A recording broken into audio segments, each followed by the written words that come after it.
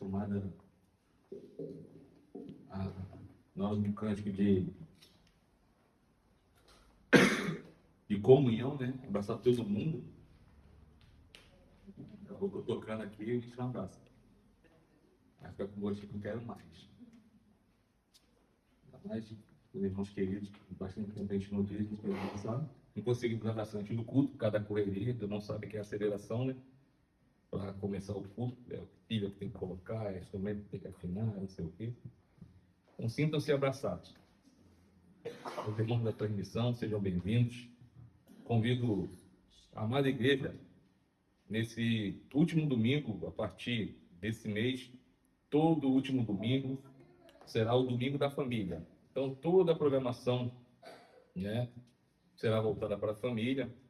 Teremos EBD, mas creio eu que vai ter algo diferente no EBD de hoje. Quem acompanhou a EBD do meio da família deve ter ficado com um gostinho de quero mais.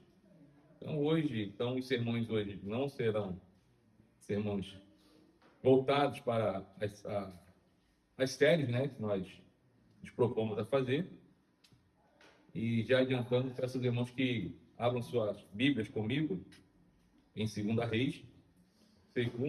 Segundo Reis, né? Perdão, segunda não existe, é segundo, que é livro, 2 Reis, capítulo 4.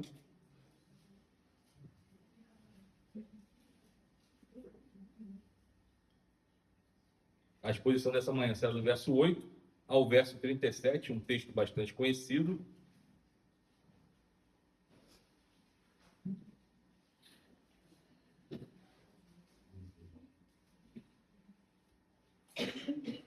Segundo Reis, capítulo 4, do verso 8 ao verso 37.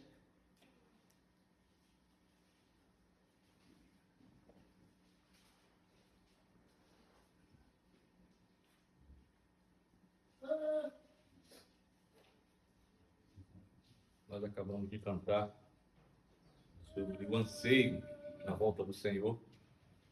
E seja esse o anseio de todos nós nessa pergunta. Da volta do Cordeiro, que nos levará para um lugar onde não haverá tristeza nem choro. O texto que nós iremos expor nessa manhã fala sobre isso. Vai falar sobre um momento de tristeza, um momento de dor, mas também vai falar sobre o Deus soberano que governa nossas vidas. Todos acharam? 2 Reis, capítulo 4, do verso 8 ao verso 37. Vamos orar? Senhor, te agradecemos por essa manhã, pela vida que o Senhor nos concedeu, pela salvação em Cristo Jesus e por estarmos na tua casa, Senhor. Não somente adorando ao Senhor, mas aprendendo diretamente do Senhor. Te peço que nesse momento, em que sua palavra será lida e exposta, o Senhor fale com cada coração que está ao alcance dessa palavra, Pai. E que o Senhor, em sua infinita soberania, faça conforme o teu querer em nossas vidas. Assim nós oramos. No nome poderoso de Jesus. Amém. Vou fazer a leitura, peço aos irmãos que acompanhem. É uma leitura um pouquinho extensa, mas peço aos irmãos que tenham bastante paciência. Diz assim: certo dia, passou Eliseu por Sunem, onde se achava uma mulher rica, a qual o constrangeu a comer pão. Daí, todas as vezes que passava por lá, entrava para comer. Ela disse ao seu marido: vejo que este que passa sempre por nós é santo homem de Deus. Façamos-lhe, pois, em cima, um pequeno quarto, obra de pedreiro, e ponhamos-lhe nele uma cama, uma mesa, uma cadeira e um candeeiro. Quando ele vier à nossa casa, retirar-se-á para ali. Um dia, vindo ele para ali, retirou-se para o quarto e se deitou. Então disse ao seu moço Geazi: chama esta sunamita. Chamando a ele, ela se pôs diante do profeta. Este dissera ao seu moço: dize-lhe, eis que tu nos tens tratado com muita abnegação. Que se há de fazer por ti? Haverá alguma coisa de que se fale a teu favor ao rei ou ao comandante do exército? Ela respondeu: habito no meio do meu povo. Então disse o profeta: que se há de fazer por ela? Geazi respondeu: ora, ela não tem filho, seu marido é velho. Disse Eliseu: chama. Chamando a ele, ela se pôs à porta. Disse-lhe o profeta: por este tempo, daqui a um ano, abraçarás um filho. Ela disse: não, meu senhor, homem de Deus, não mintas a tua serva. Concebeu a mulher e deu à luz um filho no tempo determinado, quando fez 1 ano, segundo Eliseu lhe dissera. Tendo crescido o menino, saiu certo dia a ter com seu pai, que estava com os segadores. Disse a seu pai: ai, a minha cabeça. Então o pai disse ao seu moço: leva-o à sua mãe. Ele o tomou e o levou à sua mãe, sobre cujos joelhos ficou sentado até o meio-dia, e morreu. Subiu ela e o deitou sobre a cama do homem de Deus. Fechou a porta e saiu. Chamou seu marido e lhe disse: manda-me um dos moços e uma das jumentas, para que eu corra ao homem de Deus e volte. Perguntou ele: por que vais a ele hoje? Não é dia de festa da lua nova, nem sábado. Ela disse: não faz mal. Então fez ela abordar a jumenta e disse ao moço: guia e anda, não te detenhas no caminhar, senão quando eu te disser. Partiu ela, pois, e foi ter com o homem de Deus ao Monte Carmelo. Vendo-a de longe o homem de Deus, disse a Geazi, seu moço: eis aí a sunamita. Corre ao seu encontro e diz-lhe: vai tudo bem contigo, com teu marido, com o menino? Ela respondeu: tudo bem. Chegando ela, pois, ao homem de Deus, ao monte, abraçou-lhe os pés. Então se chegou Geazi para arrancá-la, mas o homem de Deus lhe disse: deixa, porque a sua alma está em amargura, e o Senhor o encobriu e não o manifestou. Disse ela: pedi eu ao meu Senhor algum filho? Não disse eu: não me enganes? Disse o profeta Geazi: cinge os lombos, toma o teu bordão contigo e vai. Se encontrares alguém, não saúdes, e se alguém te saudar, não lhe respondas. Põe o meu bordão sobre o rosto do menino. Porém, disse a mãe do menino: tão certo como vive o Senhor, e vive a tua alma, não te deixarei. Então ele se levantou e a seguiu. Geazi passou adiante dele e pôs o bordão sobre o rosto do menino. Porém, não houve nele voz, nem sinal de vida. Então voltou a encontrar-se com Eliseu e lhe deu aviso e disse: o menino não despertou. Tendo o profeta chegado a casa, eis que o menino estava morto sobre a cama. Então entrou, fechou a porta sobre eles ambos e orou ao Senhor. Subiu à cama, deitou-se sobre o menino e, pondo a sua boca sobre a boca dele, os seus olhos sobre os olhos dele e as suas mãos sobre as mãos dele, se estendeu sobre ele e a carne do menino aqueceu. Então se levantou e andou no quarto uma vez de lá para cá e tornou a subir. E se estendeu sobre o menino. Este espirrou 7 vezes e abriu os olhos. Então chamou a Geazi e disse: chama a sunamita. Ele a chamou e, apresentando-se ela ao profeta, este lhe disse: toma o teu filho. Ela entrou, lançou-se aos pés dele e prostrou-se em terra. Tomou seu filho e saiu. Palavra do Senhor. Irmãos, toda família sonha. Toda família sonha. Sonha com dia de paz, sonha com dias de harmonia, sonha com dias de alegria, sonha com dias de fartura, dias de saúde. Toda família sonha. Não existe uma família que não sonhe. Mas também toda família, ela conhece momentos de dor. Ela conhece momentos de perdas, momentos de enfermidades, momentos de conflitos. Ela também conhece momentos de decepções, conhece momentos de perguntas sem respostas. Toda família sonha, mas também conhece tudo isso. Em algum momento, aquilo que parecia ser motivo de alegria dentro de uma casa pode se tornar um momento de tristeza, um momento de decepção. Quando a gente olha para a vida da sunamita, no texto lido, nós encontramos exatamente isso. Deus, diante de uma esterilidade, Deus concede a essa família um filho, talvez um filho sonhado, talvez um filho, né, até planejado, mas que não ocorreu.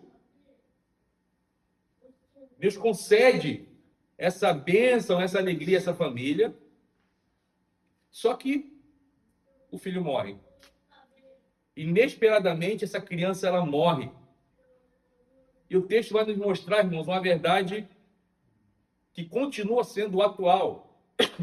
E a verdade é essa, irmãos. As maiores crises da vida geralmente acontecem dentro de casa. As maiores crises da vida geralmente acontecem dentro de casa. E a crise pode ser qualquer uma que seja, né? Não é apenas crise conjugal, pode ser crise financeira, crise de saúde, né? Crise de paz, qualquer coisa.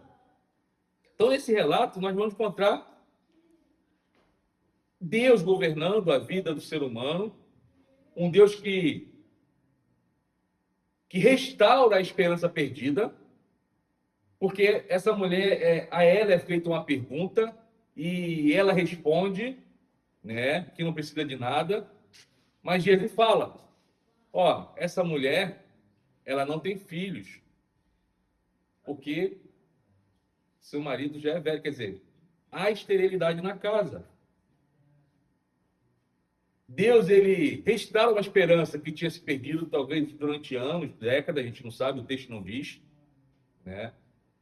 Nós podemos inferir que talvez seja, né, durante bastante tempo, que tenha tido essa espera.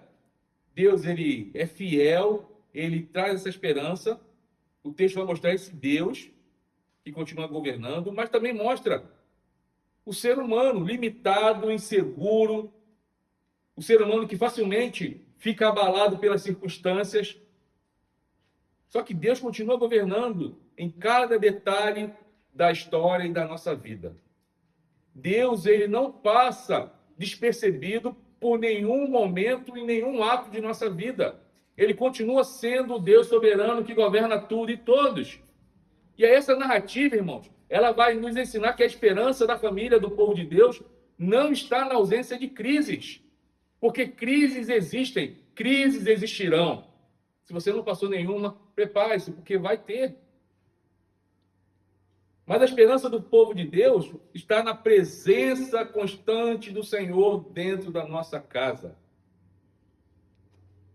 E aí eu quero, nessa manhã, convidar a amada igreja a refletirmos, né, sobre 3 lições para dentro de famílias. E essas lições nós iremos aprender sobre o seguinte tema: a esperança que não morre. A esperança que não morre. E a primeira lição, nós vamos ver do verso 8 ao verso 17, que é a esperança da família nasce da palavra de Deus. A esperança da família nasce da palavra de Deus. Então, antes do nascimento do menino, houve uma promessa. O profeta Eliseu, ele faz uma promessa. A família da sunamita não construiu sua esperança sobre suas possibilidades, porque eles sabiam que não podiam. Isso é fato. Ela sabia que não podia mais gerar, por causa das circunstâncias, então eles não construíram sua esperança sobre possibilidades. Mas a esperança da sunamita e sua família estava sobre aquilo que Deus falou. Que a nossa tendência é construir a nossa segurança, a segurança da família, sobre estabilidade financeira, sobre saúde, sobre filhos, casamento ou planejamento. E eu disse já no início que crises Virão. Elas vão bater na nossa porta. Não ache que porque, não, eu sou agora salvo em Cristo Jesus, né? Nada me atingirá, porque o Salmo 91 diz, tem gente que coloca até na porta de casa assim, ó, aquele que habita no esconderijo, tal, 10 mil à tua direita, tal. Irmãos, crise vai vir. Talvez você esteja passando por uma crise nesse exato momento na sua casa. Seja crise financeira, crise emocional, crise de relacionamento, não sei. Mas crise, ela existe. E a nossa tendência é construir a segurança, a nossa segurança da nossa família sobre essas estabilidades que passam. Porque a financeira, o dinheiro acaba. A saúde, todos nós ficaremos doentes se já não estamos, se não estamos. Porque eu sempre falo, doença não dá em poste, dá em ser humano. Principalmente nessa mudança de tempo. Quem não deu uma espirrada ainda hoje? Que não deu uma espirrada? Esquenta a cabeça não, até 0 horas dessa noite, pode acontecer. Por quê? Porque isso acontece conosco, não acontece com o poste. Então, a nossa estabilidade não pode ser financeira, saúde, filhos, no casamento, nos planejamentos. Porque tudo isso pode mudar rapidamente, irmãos. É só ver a história de Jó. Jó era o homem mais estável daquela época. Muito dinheiro, muito filho. A saúde de Jó, ele devia ser melhor que o irmão Arnaldo. Irmão Arnaldo, eu tenho uma inveja, né? Tem um irmão que falou inveja branca. Quem tem inveja branca? Né? O irmão Arnaldo, a gente vai olhar o exame dele, é de uma criança, né? Com 87 anos, né? Eu com 50, todo quebrado. Tô mais moído que arroz de segunda. E aí, né? Tudo pode mudar. Jó devia ter a saúde 3 vezes melhor do que o irmão Arnaldo. E o que aconteceu? No estalar de dedos, no piscar de olhos, ele perde todo o seu dinheiro, ele perde seus filhos e perde sua saúde. A gente entende o propósito ali. O propósito está escrito, mas a gente não sabe qual o propósito de Deus na nossa vida. Muitas vezes só vamos saber depois. E muito depois. Então a gente tem que entender que a nossa segurança não pode estar em cima de tudo isso, porque isso muda rapidamente. A verdadeira esperança da família nasce quando Deus fala. Não quando nós planejamos, mas quando Deus ele dá a resposta. A gente vai ver que a nossa tendência é assim desde o Éden.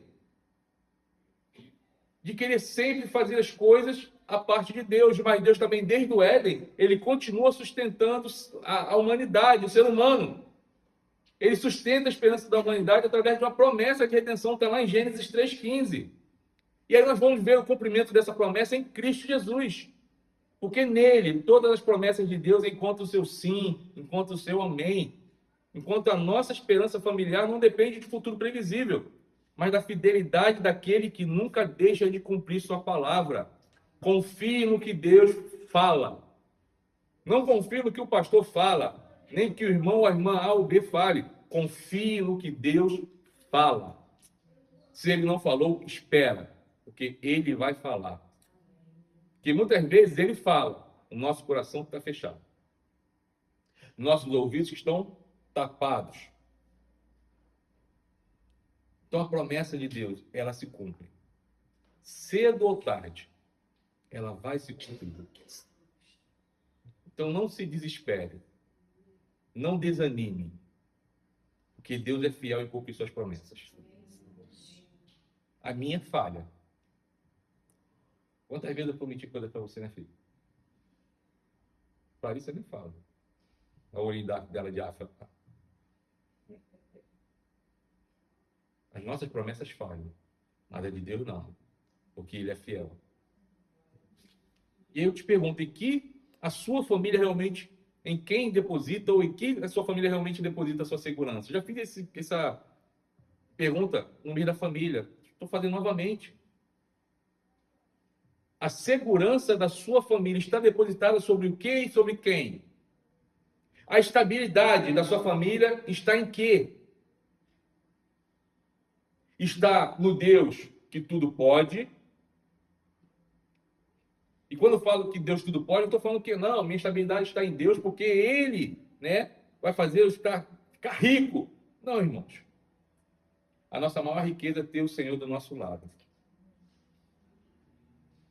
Ter o Senhor do nosso lado, sustentando a nossa vida, mesmo nos momentos de crise. Porque, querendo ou não, são nesses momentos que você percebe mais a mão do Senhor. Você percebe mais a mão do Senhor. Outra pergunta que eu já fiz no mês da família, eu vou fazer novamente. Se alguma das suas maiores alegrias fossem retiradas hoje, a sua esperança no Senhor permaneceria firme? Qual é a sua maior alegria hoje? Não me responda, tá? Pergunta retórica.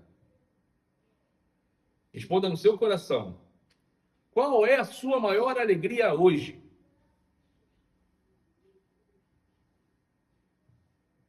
Sua família? Seus bens? Sua saúde?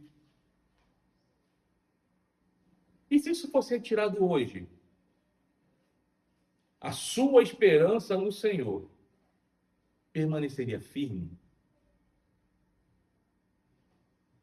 Pastor, pergunta difícil, pergunta de vestibular. Mas é uma pergunta que a resposta muda todo o contexto da nossa vida. Se isso fosse retirado hoje, será que você seria igual a Jó? Deus deu, Deus tomou, bendito seja o nome do Senhor. Jó diz isso num momento terrível da vida dele. Mesmo diante de uma tribulação terrível, Jó conseguiu enxergar o Deus que tudo pode. Se isso na qual você deposita a sua esperança for tirada hoje, como estará a sua fé? Mas toda esperança, irmão, verdadeira, ela será aprovada em determinado dia. E a gente vai para a segunda lição do texto. A gente vai ver isso do verso 18 ao verso 31. A esperança da família permanece na adversidade. A esperança da família permanece na adversidade. Irmãos, o menino morre. Aquilo que trouxe alegria para aquela família se esvai. O texto não responde por quê. O texto não dá brecha, né, sobre o porquê que o menino morreu. O texto não diz se foi, né, um aneurisma, uma isquemia, não importa. O texto não diz o porquê. Porque esse não é o propósito do texto. O texto diz que a criança morre e ela sofre profundamente. Imagine, irmãos, você esperar, né, a vida toda por algo que você sabe que não vai chegar, porque essa era a realidade da sunamita. Imagine a sunamita indo no mercado comprar, né, frutas, comprar material para fazer comida, e era olhar as famílias com as crianças correndo. As crianças, como qualquer criança da face da terra, em qualquer tempo, puxando a barra da saia da mãe, falando: mãe, eu quero aquilo ali. E a sunamita olhando e seu coração chorando, porque sabia que não poderia ter. Só que no momento da vida ela tem. Imagina a alegria que ela tinha no seu coração. Só que agora se esvai. Foi embora. Talvez essa dor tenha sido 10 vezes mais profunda do que a dor de não ter tido antes. Porque ela experimentou algo que não podia ter e agora perdeu, não tem mais. Você já teve algum sentimento assim? Geralmente criança tem esses sentimentos, né? O garoto quer a pipa, quer aquela pipa bonita, verde, amarela da seleção, tal. E aí a primeira vez que ele coloca ela no céu, vem um corta e perdeu. Não se compara a essa dor. Estou dando só um exemplo sobre desejar ter, perder. Só que ela, irmãos, apesar da sua perda, do seu sofrimento profundo, ela não se recusa a desistir de Deus. Ela tem a famosa resposta, né? Tudo vai bem? E ela fala, tudo vai bem. Está no verso 23. Aqui está uma demonstração de que a sua confiança estava além das circunstâncias. Ela sabia que o Deus de Eliseu podia resolver, porque ele já tinha resolvido antes. Conseguem entender? Se o Deus que fez eu ter filho, sem poder ter filho, se ele pode fazer aquilo, ele pode fazer infinitamente mais. E ela vai até Eliseu, porque ela vê no Deus de Eliseu uma esperança.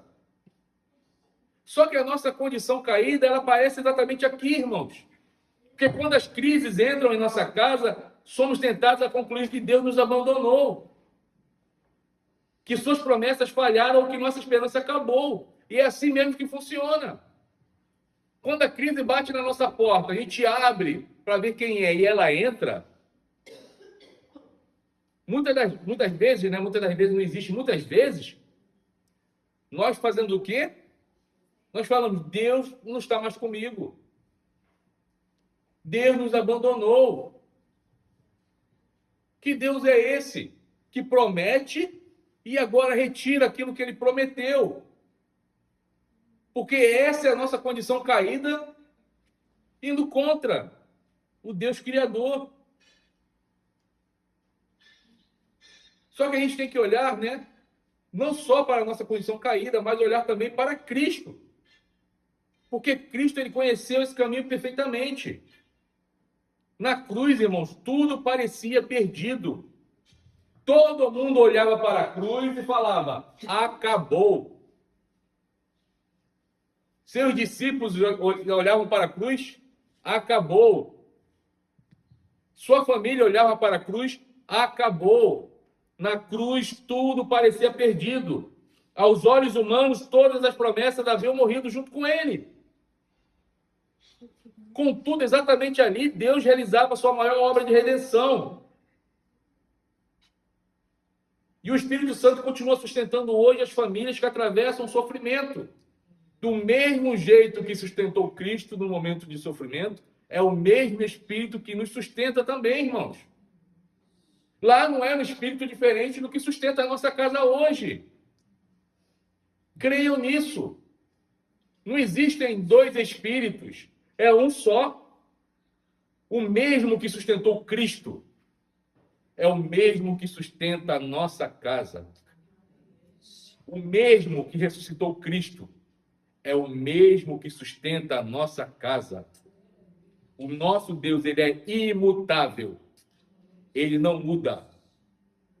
De eternidade a eternidade, ele é imutável. O mesmo Deus que fez milagres é o mesmo que pode fazer um milagre na sua casa nessa manhã. Ele não muda.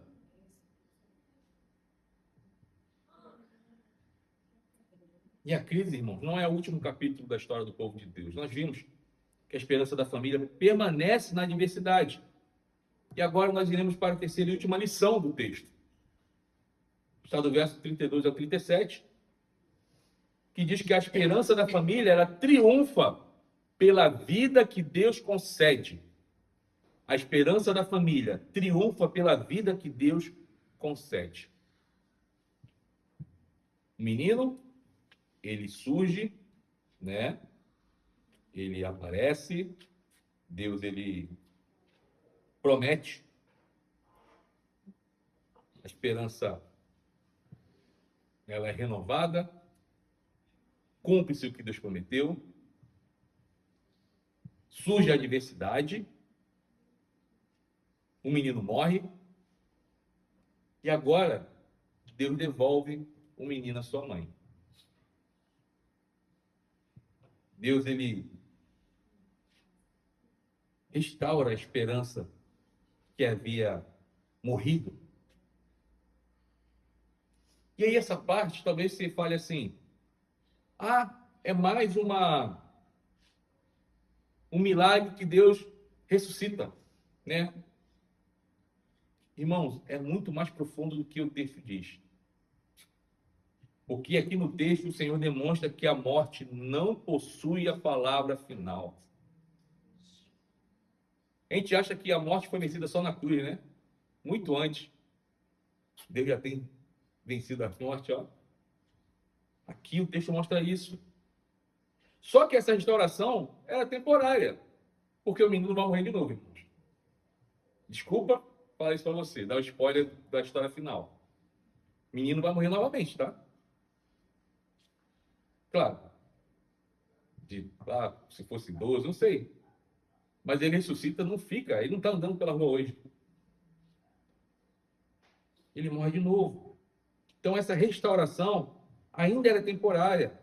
Porque aquele menino morreria novamente. Só que esse milagre, irmãos, aponta para algo muito maior. Aponta para Jesus. Conforme eu sempre digo, todos os textos da Bíblia apontam para Jesus.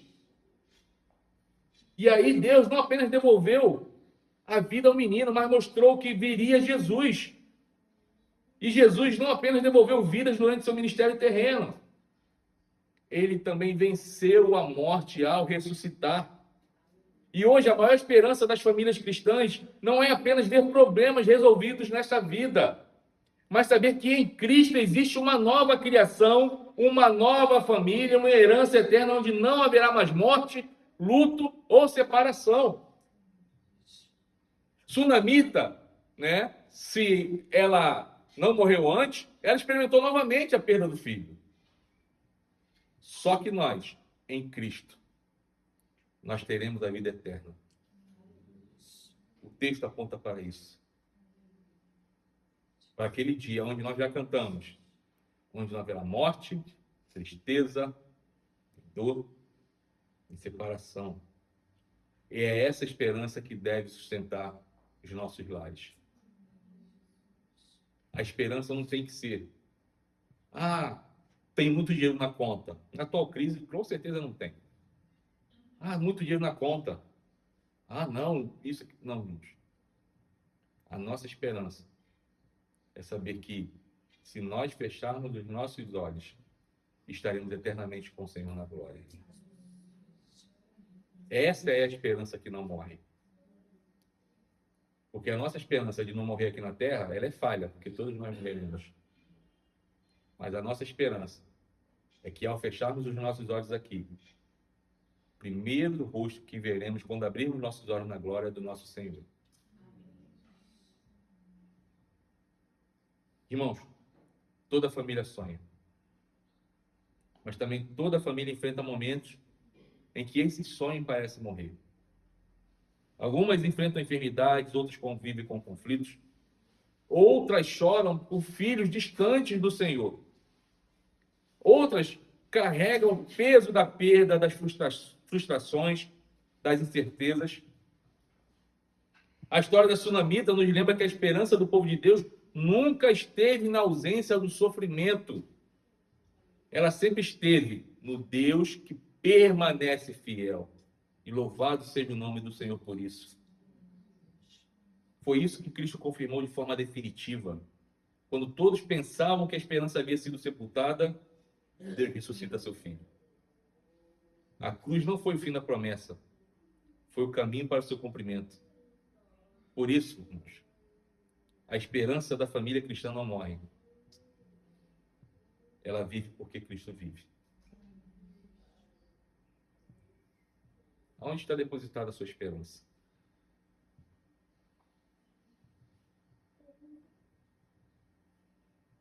Seu coração está envolvido no quê?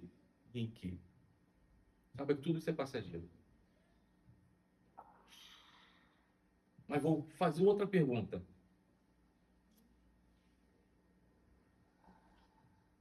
Se o Senhor te levasse agora,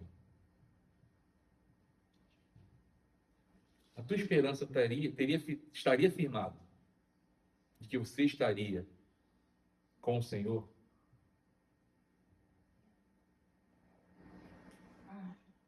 A gente nutre tudo, irmão, na nossa vida. A gente nutre o desejo de ter fartura, saúde, mas nós não nutrimos a esperança da vida eterna. Nós vivemos na correria do dia e da vida, na aceleração do tempo, esquecendo que a nossa pátria não é aqui. A nossa pátria não é aqui. Nós somos passageiros. E mesmo diante da aceleração da correria, nós temos que nutrir de que estaremos com o Senhor na eternidade. E a tua resposta nessa manhã, a minha pergunta, seja de que, com certeza, você estará com o Senhor. Então, nutra, irmãos. Alimente isso, dia após dia. E que o Senhor nos abençoe. Que essa esperança, ela esteja dentro dos nossos lares para a glória do Senhor. Que Deus abençoe.